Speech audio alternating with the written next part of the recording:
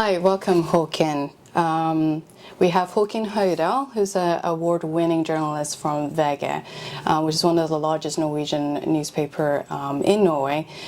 Since 2013, he has mainly focused on issues concerning online crime, especially child abuse, often in collaboration with his colleagues Aina Otto Stangvik and also Natalie Hansen.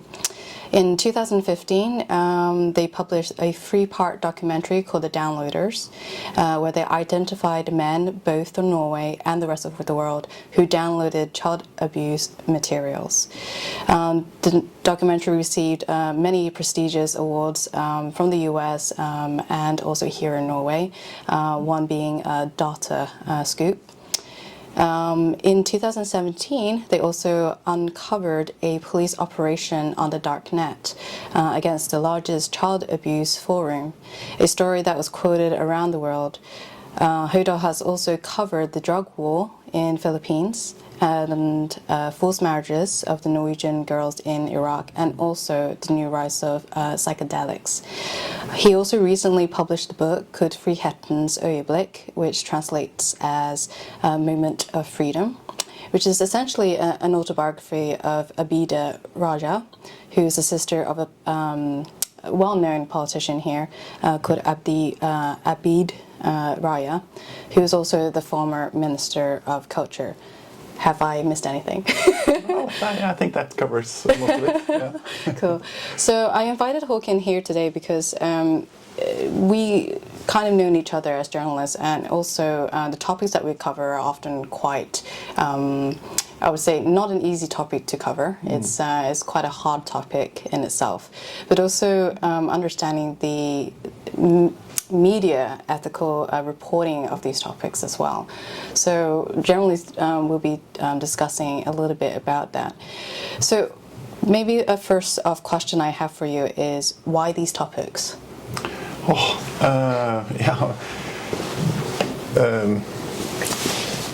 I've asked myself that question for some time now. Why did I end up doing this kind of journalism? But I think it has a lot to do with my interest into people's into the psychology of people, and when people are in extreme situations, you get a view of how people.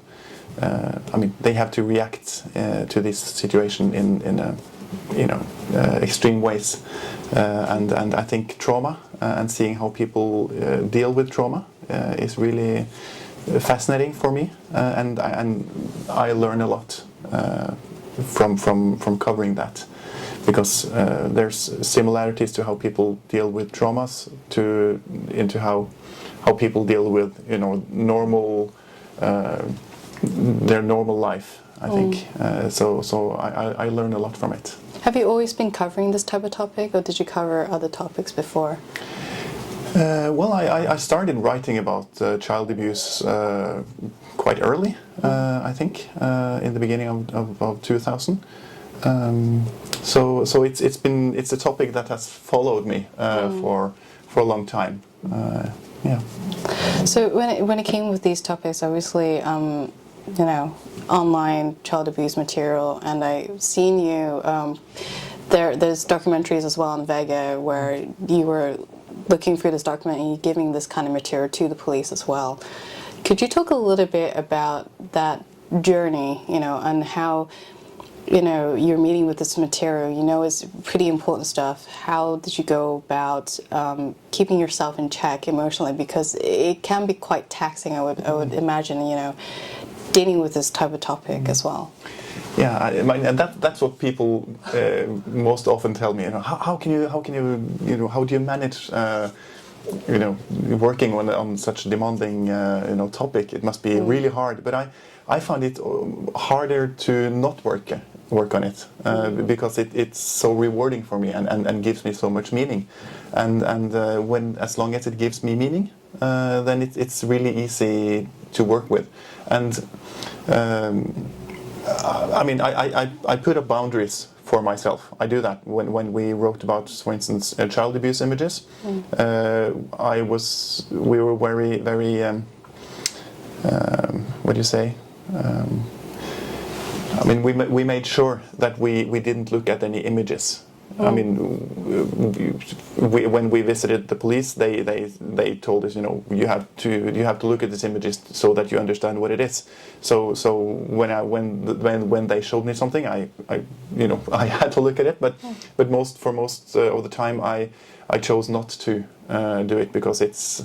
I mean, I know that the images are a problem, so I don't have to look at them. That's, I mean, looking at the images was not the part of my work. So that's one thing, and also you know, being very clear about, you know, okay, this yeah, going into this area, for instance, in the topics, and looking at the images, dealing with. I mean, some things you just have to, you know, put aside and say, oh, I'm not going there because it might be interesting, but it might be more damaging to me.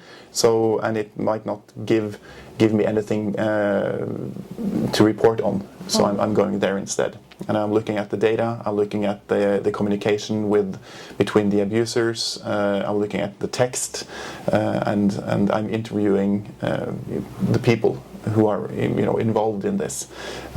So that's, I mean, you have to put up boundaries, and also, as I said, as long as it gives you meaning, it's much easier to work with.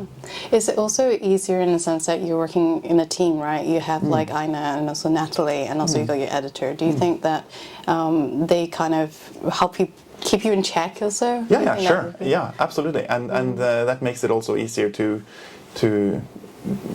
talk about it when you're working with someone who knows the subject, and you can. I mean, you can even joke about it, and sort of. Sometimes it's. I mean, you have to because it's so dark. So you know, you have to put some light into it sometimes, and you can talk to them. It's easier for me to talk to them about it because they know. They know how. It's hard to talk about it. Yeah, I mean, they know how hard it is, the topic, yeah, exactly. but also how necessary it is, and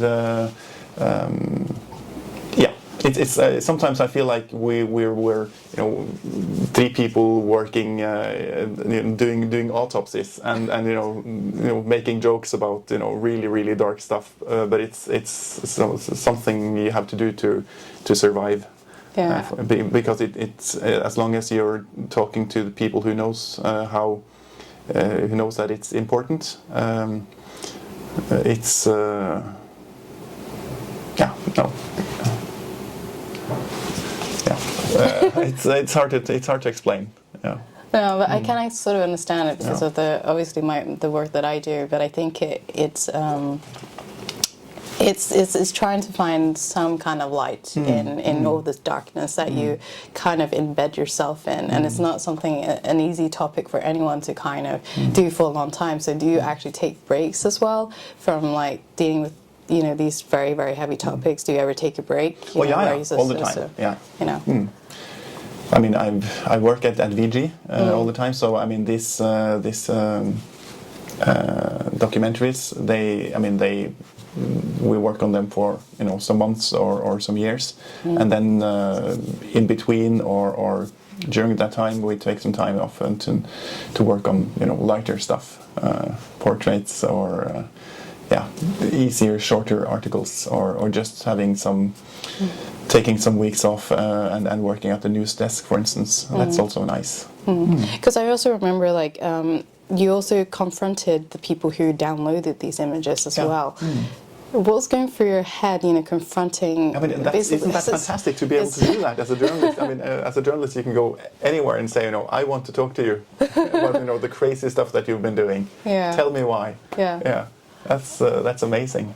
I mean, what was your impression, you know, from people who do these things? Because I think like it's good that you were able to meet these sort of downloaders who downloaded these kind of images.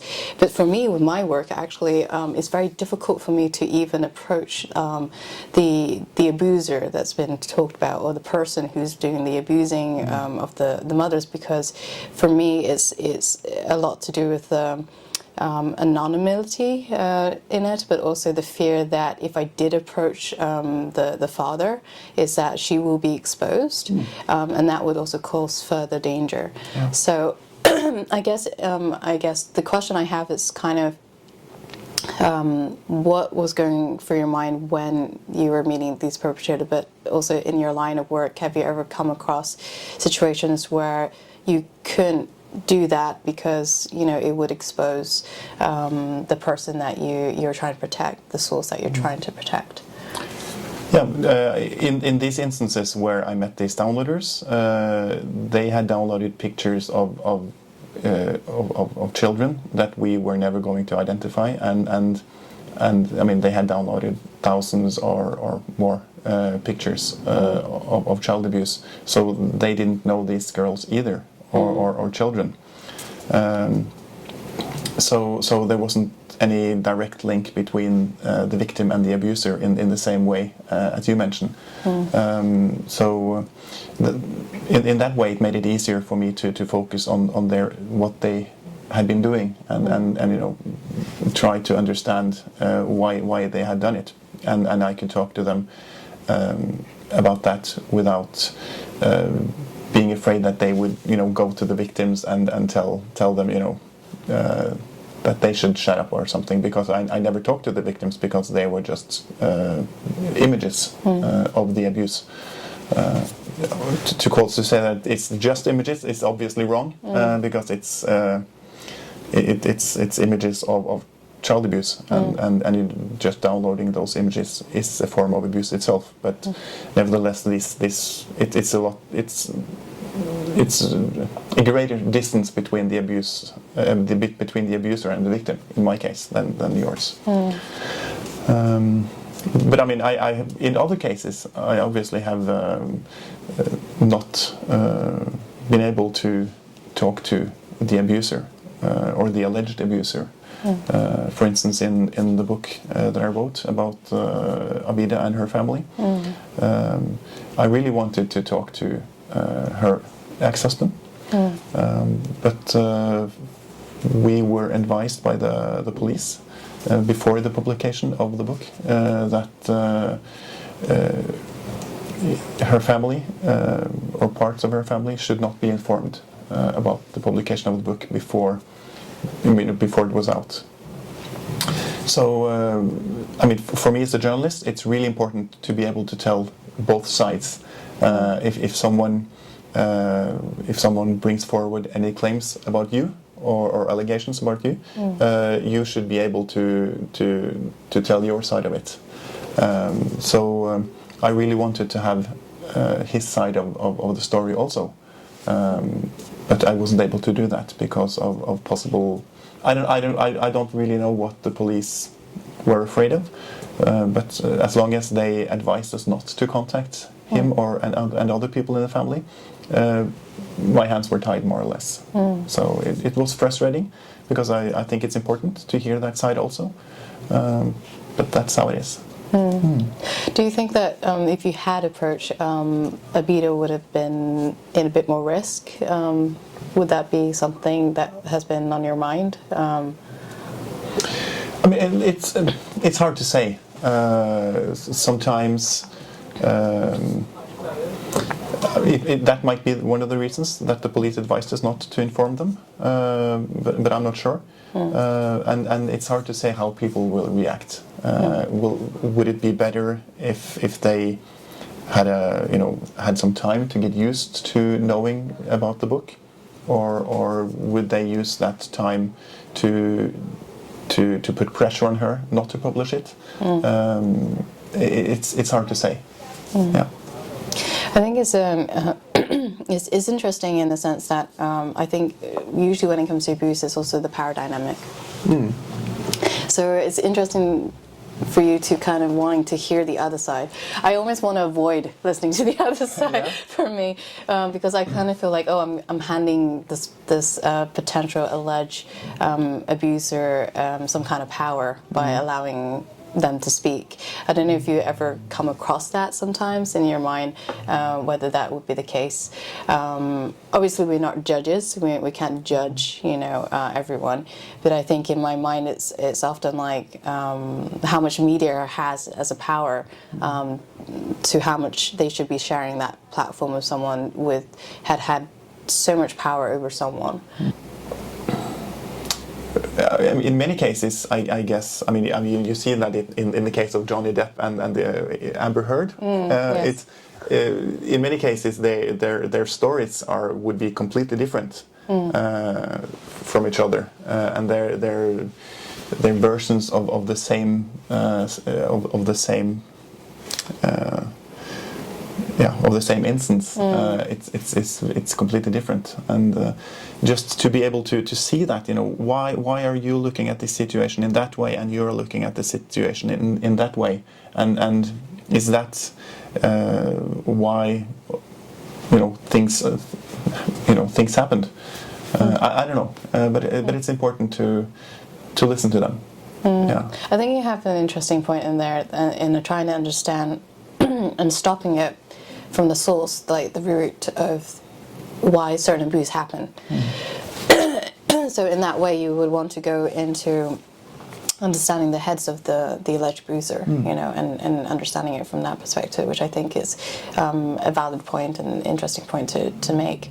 I guess, obviously you work closely with an editor. Is there any guidelines that you have to follow in covering domestic abuse or gender-based violences that you have to keep in mind as a journalist?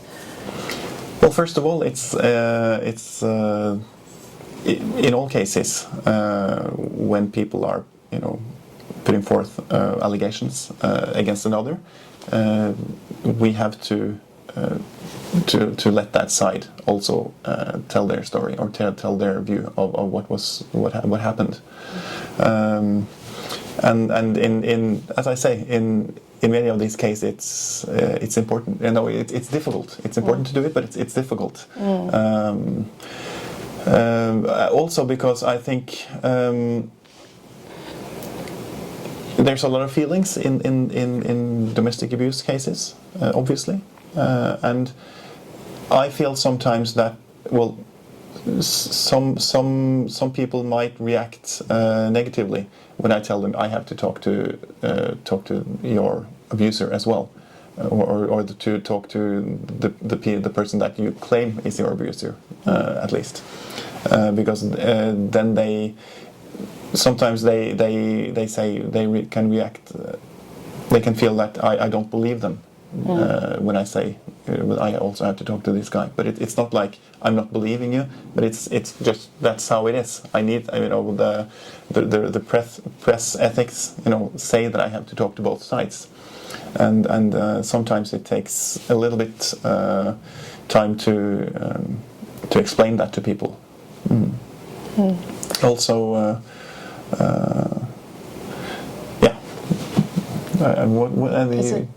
There was something more, wasn't it? Not so much. I guess it's just trying to understand the ethical reportings of this, because I don't know if you had this kind of experience, but for me, a lot of people do come to me and say, "Hey, I want to talk about my story," without understanding the kind of implications that might happen, because as soon as that story goes out, it stays there in a certain way, and how the audience or how people react and people reading it will be very different, from one to the other.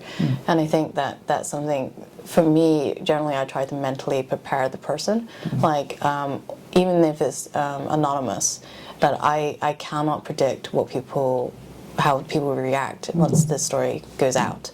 And I feel like I have to kind of mentally prepare them that way.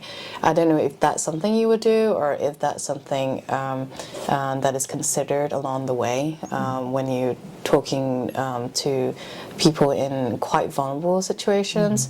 And especially for me, when I see one hasn't quite processed everything.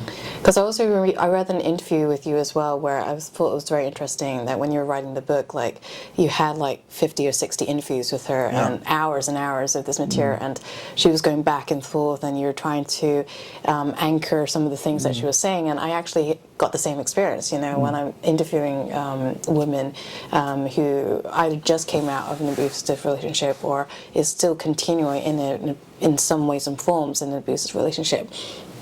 And the mind's going back and forth. It's quite hard to kind of juggle of exactly what's happening, because just like you said, there's a lot of emotion involved. They get triggered in certain ways, and you're trying to find not something that you can ground on and then work with that. So I'm just wondering what your processes were, you know, when you were interviewing someone who's in a vulnerable state, you know. Have you ever dropped stories where you feel like, you know, we can't run this story because she's in such a vulnerable situation that I'm not sure that is ethical even for me to report on this story? Yeah, absolutely. Yeah. I mean, we talk to a lot of people. I mean, me and my colleagues. We talk to a lot of people, and sometimes we have to do that, and we have to tell them, you know, I understand that you want to tell your story, and we would like to do it also, but it's not the right time. And sometimes it has to do with their mental state right now, or some other things with their situation, and quite often it also has to do with their children, because many of these women or victims they have children, and when that makes it very important for us to make sure that they are dealt with in the correct way in our publications, in our articles, and we have to make sure, you know, particularly we have to be, you know, particularly. We have to take care of these children in a very, you know, extra way, and to make sure that they are not identified at all in many cases, because I mean they're going to have to live with this story for the rest of their lives, probably, if we publish it. So even if the mother or the victim would like us to you know, to tell their story, sometimes we have to say we can't, because of our children, and sometimes they tell us, you know, it's okay for our children, but we have to say sorry, but you know, me or my editors, we have decided that we can't publish it. Yeah. Do you have any moments where it was particularly challenging to cover this type of story of abuse?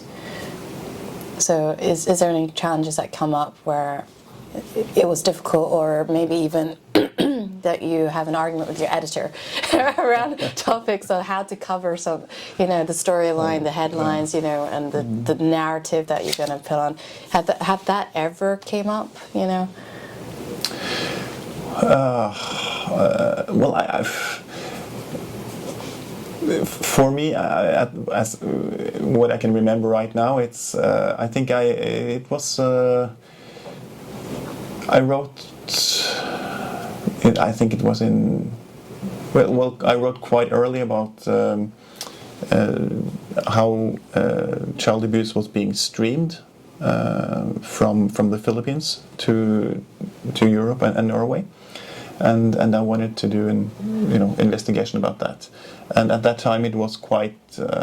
It wasn't very well known, and I had to struggle a bit to be able to do that, because I think many people didn't know how serious the situation was, and how many Norwegians was doing it at that time. I mean, now we, the police and the media, we know a lot more about it. That it's so. I mean, we know a lot more about the problem now, but at that time it took a great deal of persuasion. And also, I remember with Abida, when I was working on the book with her, I was quite reluctant for a while to talk to her children, because I wasn't sure how they would, if they wanted to be included in the story, and I felt like perhaps I should only let this story be the story of Abida.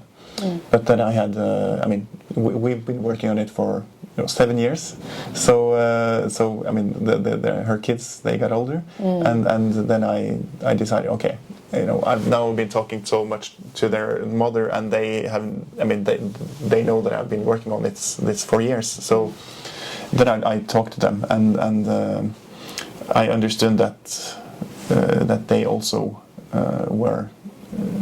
wanted to be included in the story, and so that's when I decided also to interview them for the book, and I think that's really gave the story about Abida and her family a lot more, because then you see how both Abida and her kids are working together to get out of this this abusive situation that they're stuck in, all of them.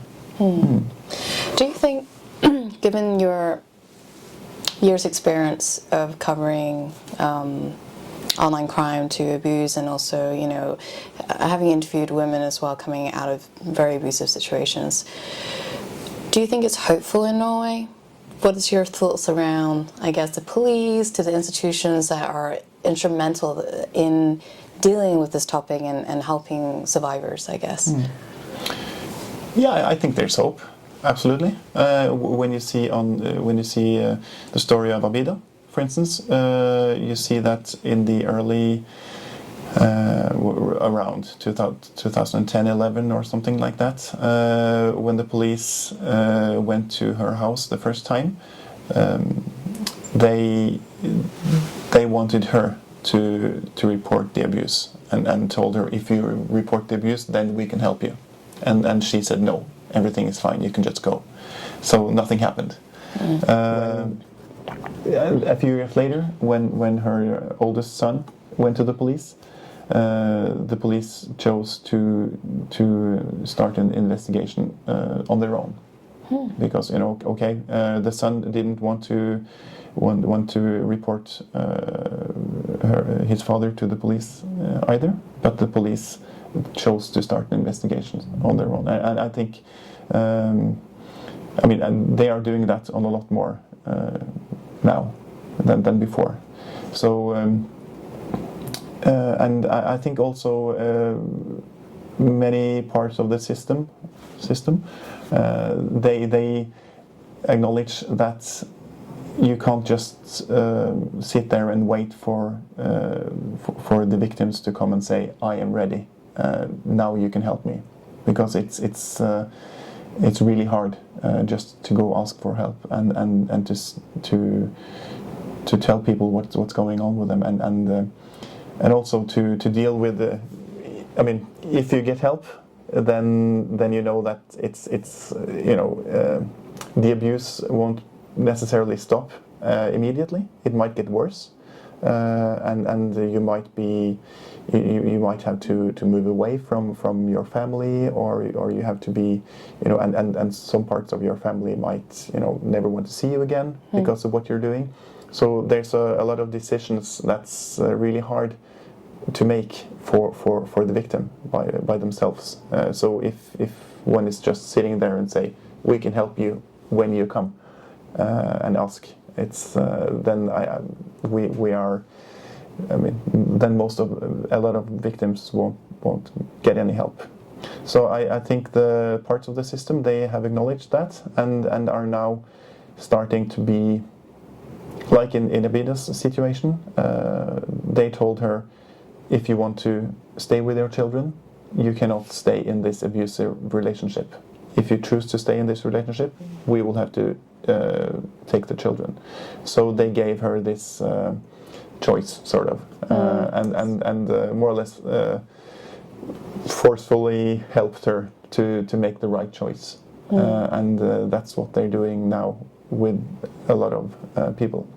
So I think that's a wise thing to do, to be very clear about, these are your choices, and staying is also a choice that will have some consequences for you. I'm guessing like those who do stay, it's probably financial sort of dependent, I would suspect, in those cases. So what you witnessed there, did she get any support? That if she did come out from an abusive relationship, sure, they gave her the ultimatum, like, we're going to take your kids away. But is there any support around her building herself up, independently, getting the financial support and things like that? Well, I haven't looked too much into that, but I mean, she is getting support from Social Security and things like that. But I haven't looked very much into that. But what I know from other stories that I've heard working on this topic is that a lot of these women who are divorcing, they end up more or less poor because they don't have much work experience, and very often they don't have a lot of money. A lot of the money is when in Norway when a couple is are divorced, they should normally split all their belongings in half, 50-50. But in many cases that's not what's happening in these cases. Quite often, at least that's what I've heard, the women are so the most important for them is just to getting a divorce, and they say, okay, if I get a divorce, then you can just take the house, take the cars, take the belongings, and I'll be fine. And but then they end up as poor, and I think that's something. I mean, for me, that makes me quite angry when I hear that, because it shouldn't be like that. I mean, we have known. Henrik Ibsen, who had this A Doll's House, a play 440 years ago, wrote about the exact situation that this Norwegian woman couldn't divorce because she wouldn't have any money, and we are still dealing with this problem today. And I think that's. I'm really surprised that we are not looking more into that, because for me that's it's a major problem that should have been solved many years ago. I think that's a really interesting point, relating back into history in a certain way, that we're still coming to this point where we're still dealing with the same issues, still problems economically, having women become more independent. Why do you think that is? I mean, I have my own theories around this, but I'd like to hear what your thoughts are around this. Yeah, I've been thinking about that a lot. I wonder if it might have to do with many of these women are not ethnic Norwegians, and so we look at it as a cultural problem or something to do with immigrant groups, and they're not us, even though they are Norwegians and have Norwegian passports. They are still they. So we're not looking at it as a Norwegian problem. It's hard for me to pinpoint exactly what should be done, but I think it might have been interesting to look more into the situation that many of these women end up in after being divorced. I mean, we have to look at it might be interesting to look at why is it hard for them to get a divorce, and also look into how can we make sure that their lives are full and free when they are divorced, because I sometimes I get the feeling, I'm not sure if it's correct, but I sometimes get the feeling that some people might think that as long as we help them getting a divorce, they should be content with living reduced lives, and we're not without work or any income, or money matters for everyone. Right. It's part of what makes us free. If you are poor, you are less free in many ways. That's a fact. That's just how it is. So I know people are looking into it. But perhaps that's one area that could be looked even more into. I don't know. Because I think it's interesting in the book you called it the moment of freedom. Yeah. So I guess I want to look into what the word freedom means to you in that way.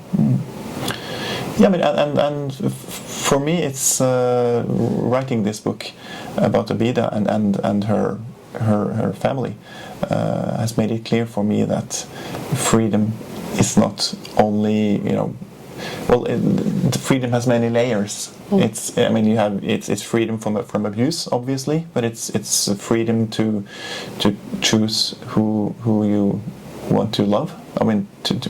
Freedom to love anyone you want. Economic freedom.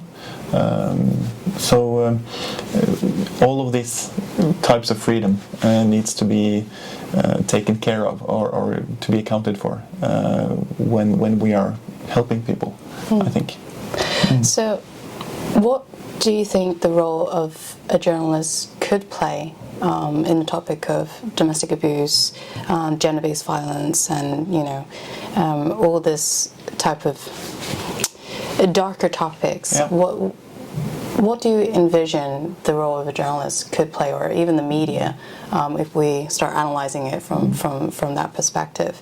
Do you ever kind of seek sort of justice through your work? And because you said it was meaningful, but I sometimes think whether there's something more we could push to do, given the knowledge that we have and given the evidence that we've also collected through all the stories and things like that.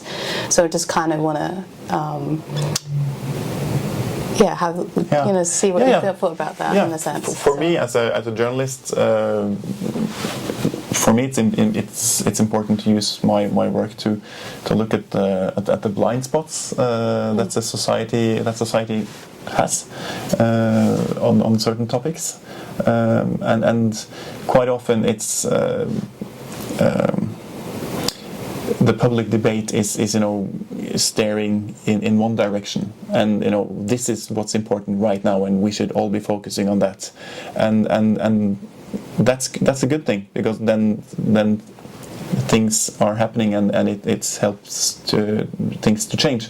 But it also the consequence of that is that it's a lot of things going on elsewhere in the society that we are not aware of, and my work as a journalist is to look at that and to say, hey, there's something going on here that we should focus on. That also makes it hard as a journalist, to sort of take people's heads, okay, it's good that you're looking this way, but you also should be focusing on this. And it's the same with the police, for instance. They are getting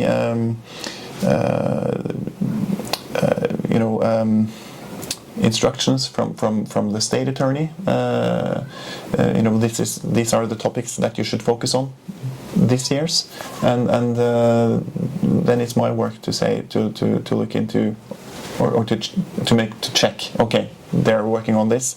Are there other topics that they are forgetting? For instance, are there people who are not getting the help that they should? So that's important for me. And also, as I said in the beginning, we need to talk to the bad guys. We need to we have to have more understanding about what's going on also in their heads, because very often the abusers are also in many ways victims, or have been victims of abuse themselves.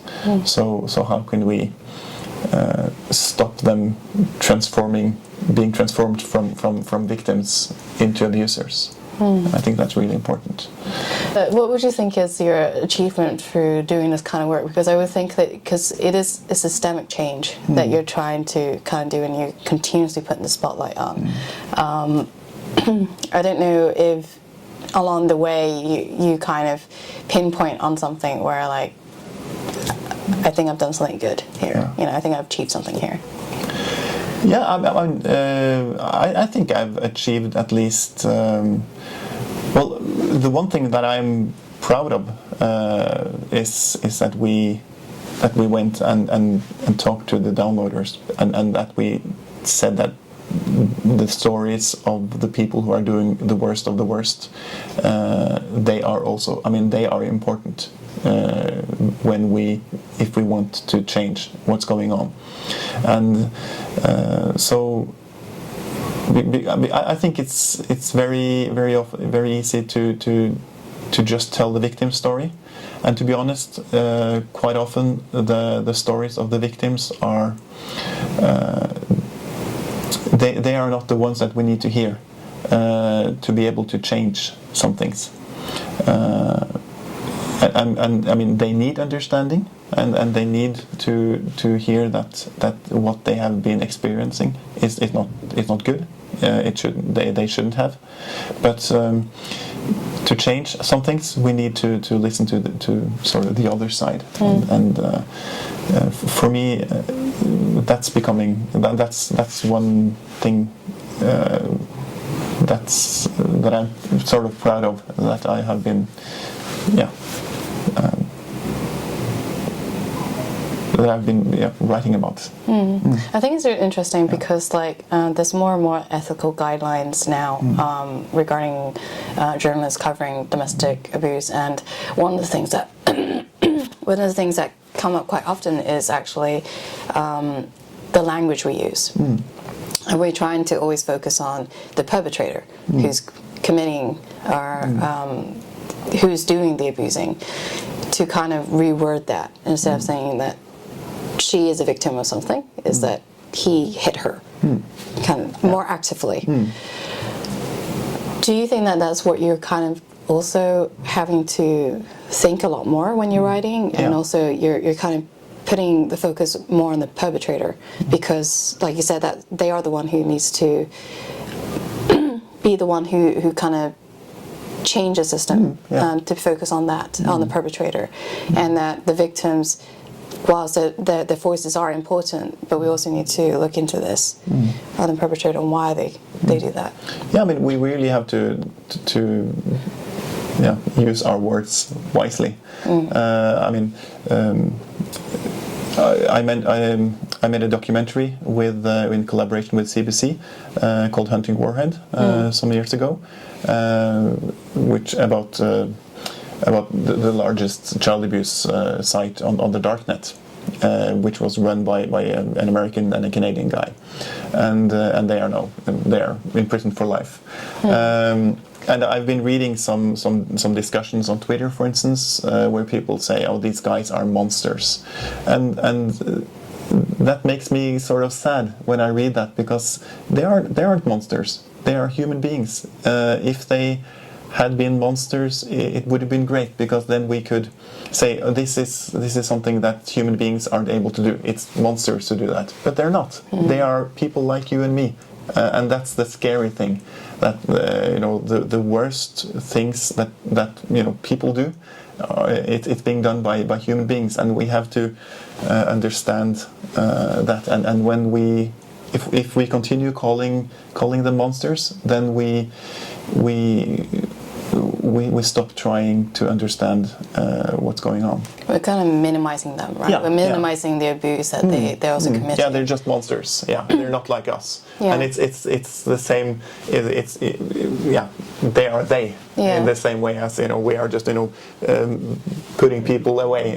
We are here and we are the good people but and all the others are, you know, what they are doing is not of our interest. Yeah, I think that's really an interesting point to make, that these are human beings, which means that, you know, human beings does have this side to them as well, that they can actually, you know, do something so terrible to another human being as well. And if we don't look at that and sort of dissociate ourselves from this group, you know, you kind of lose perspective also, and maybe not even be able to come up with a solution. Yeah. You know, so I think that's a really interesting point that you made there. So what do you think your future goals are right now? I know that you're going to go on a book tour very soon. Do you have anything planned up in the future in terms of... a lot of exciting projects going on. Yeah. Okay. Yeah. That's really... and is it the same kind of topics you're looking into, or is this going to be slightly different as well? Yeah, it's the same topic. Yeah, well, more or less. Yeah. As I said, it's I find the topics of you know, trauma, shame, and really interesting, because it's, I mean, we're not all traumatized, but we are all dealing with shit, and to learn more about how people are dealing with that, and to find different ways of dealing with that. That's that, you know, that gives me meaning, and through my day. Oh, that's really nice to hear. I guess that the last thing is, before we wrap up, is given your experience in this area and you knowing a bit more about the Norwegian system as well, you know, what kind of tips do you have, anyone who's listening to our discussion today, of if they find themselves in this kind of situation, what advice would you be able to give them? If they should approach a journalist? Yeah, a journalist, or in general. So basically, two hats here. So as a journalist and also as a person, you know, what kind of tips would you, advice would you Get give? help. Well, I mean, it's,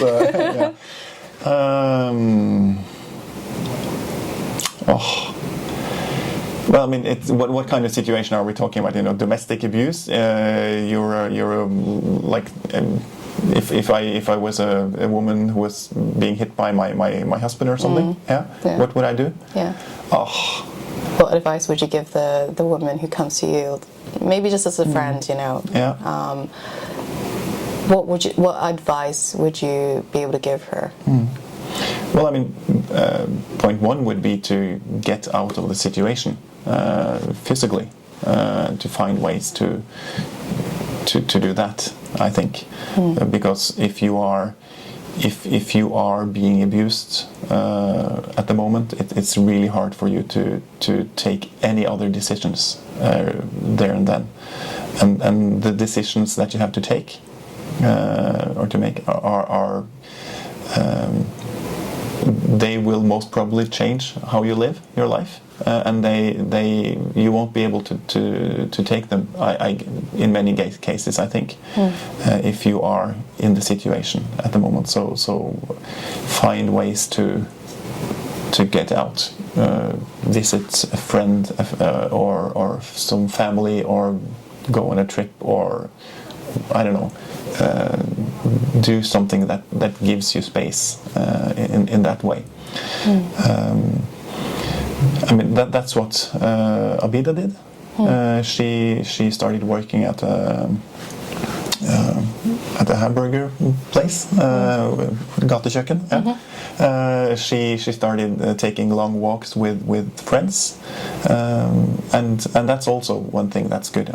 Talk to your friends. Talk to someone about what's going on, and perhaps know that things will probably not change immediately, because it's in many cases these situations are so complex, and you're most probably having children together, and abuse happens more often when you are trapped. Yeah, if the abuser are able to create a situation where you're feeling trapped. so the relationship has to been into some stages where you are no longer see any possibilities of getting out. So point one, get out physically and talk to friends. And after that, start, of course, the police, barman, I guess, lawyers. Perhaps talk to a lawyer. I don't know. That would be a good idea. And also, if you should want to tell your story to a journalist, you should put up some. I think in many cases, at least when you're talking to professional journalists, that they know how to take care of your story in the correct way. But you should also, nevertheless, you should put up some ground rules for how you should talk to them. I think you should tell them as much as possible, but you should also be have sort of a deal with them that nothing is going to be published without your consent. And it is possible and also necessary to talk to journalists before you're making sort of the interview. It's not like the moment you're phoning a journalist. It's not like you are in an interview at that time. I mean, we are getting a lot of calls and tips and emails about a lot of stories, and we're not. I mean, we're not using more than a few percent of them. But to be able to really work on a story, we need a lot of background information. So before we are going into the interview. So I think in some cases you have to trust the journalist and make sure that you trust him or her, and also. But to be able to gain that trust, you have to talk to him or her about how are you going to use the information, and how can I make sure that the information that I'm giving you is treated correctly.